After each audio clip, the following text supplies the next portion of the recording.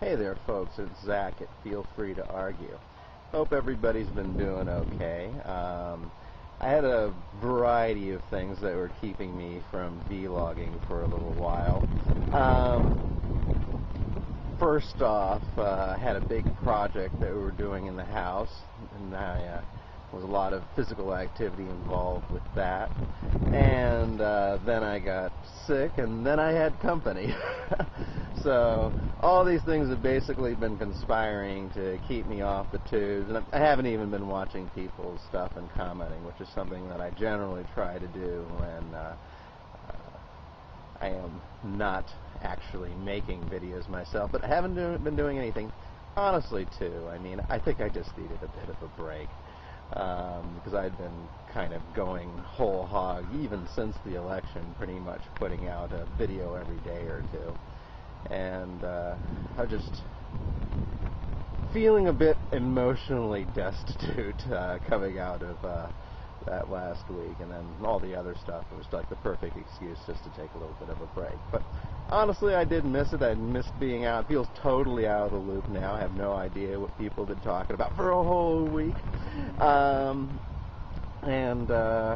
Also wanted to do a couple of like minor administrative things. You know, first talking about, holy shit, that video I recorded about the end of local food got up to 2,000 hits. I've never had any of my videos go up to 2,000 hits, so I know that's because people have been commenting and sharing around the video, and want to thank everybody want to thank everybody for that. Want to thank all the people who joined up, and that's another thing that I wanted to point out as well. I got up to 300 subs about the time that I went down to Ohio to visit my sister, and I continue to be amazed that people are drawn to my channel, since I don't have very much positive to say a lot of the time about what's going on and where we're going as a nation, as a people, etc. But I really appreciate that. I mean, I know I got people all over the world watching me, and props to all of you. I mean, I really appreciate all the people who subscribe to me. I think you leave excellent comments, you keep me honest, you challenge me. I've learned so much on YouTube. Now let's talk about some of the things I noticed as I kind of got back into the news of what's been going on for the last couple of weeks. I wanted to talk about a few things. As far as our Israel policy, which is looking depressingly a lot like George Bush's Israel policy, and basically looking like the policy of pretty much every U.S. president since Israel became a nation. And I think it's really amazing. Like, for example, we had this intelligence post that was going to be filled by a guy called Charles, often called Chaz Freeman.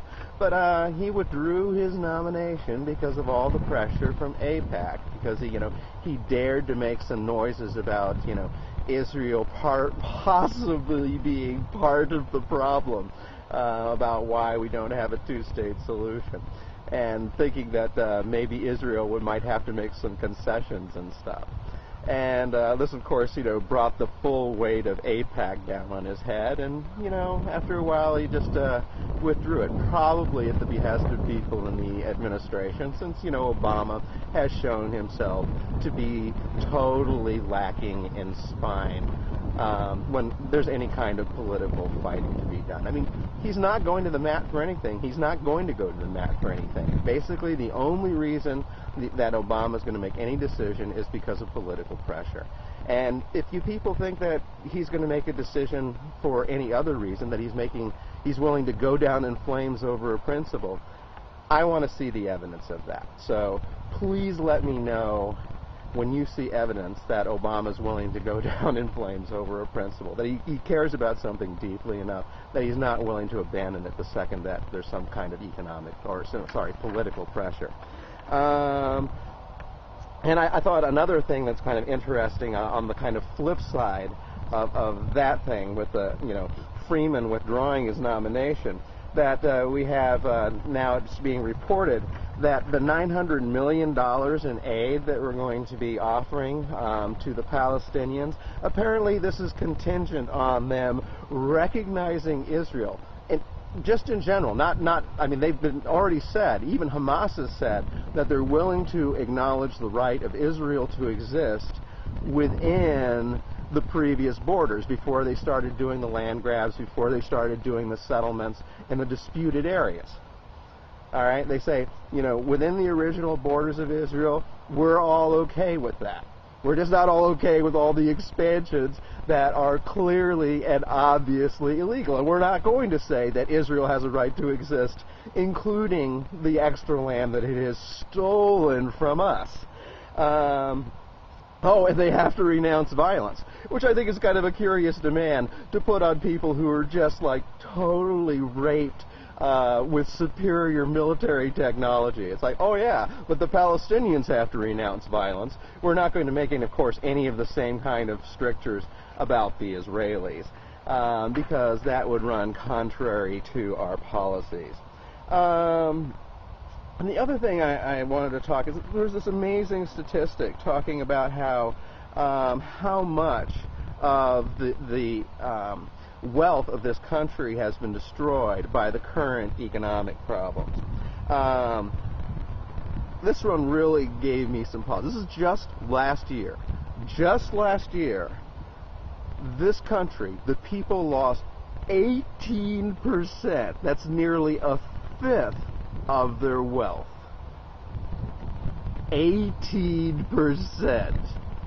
Isn't that a staggering amount? That's $11 trillion. To give you a sense of perspective about this, this was equal to the combined GDP of Japan, Germany, and the United Kingdom. So, if you're wondering about like what the financial collapse has caused in terms of ramifications to Americans so far, oh sorry, not so far, because that doesn't count like, you know, the first few months of this year, which of course have also been disastrous. But if you want to talk about just what it did last year, which was the start of the problem, that was 1/5 approximately of the total net worth of people in this country. And you want to bet that that net worth destruction is concentrated where? In the middle class. I assure you that that is where it is concentrated. Those are the people who lost the money, because, you know, really poor people are not losing their life savings because they don't have any. The people who are losing their money are basically the people who have been forced to invest on Wall Street. The people who now, you know, have to have their pension, etc., given over to these Wall Street fraudsters like Bernie Madoff, and we're forced to put up with whatever the market then does to us. And of course, you know, the market is just using us as like fodder, as marks, as, you know, people who are willing to be victims because we don't have the power to do anything else. I mean, that's what the whole situation comes down to. Now, there's also some stuff that some really good shows on Democracy Now! About single payer. And I know a lot of you people have objections to single payer, but I think one of the things that I think is really interesting about this is that here you have something that is like supported by 60% of the people in the country, is now supported by a majority of the doctors in this country, and yet it is not given a place at the table in terms of discussion of viable options. I mean, all the information shows that this is just simply not discussed in the mainstream media. So I think that however you feel about single payer as a proposal, as an idea, the more important concern here is something which has a wide degree of popular support, which is getting absolutely no play in the mainstream media. It's a viewpoint that's been entirely shut out of the proceedings. So I'm going to have a lot more to say about, you know, all the things that took place while I was trying to catch up on some of y'all's videos. I'm not going to make it to all of them. There's just not enough hours in the day. But just want to say I'm back. I'm glad to be back. I'm looking forward to picking apart the government again, and looking forward to kind of getting back into the swing of things with y'all. This is Zach Elliott, and as always, you can feel free to argue.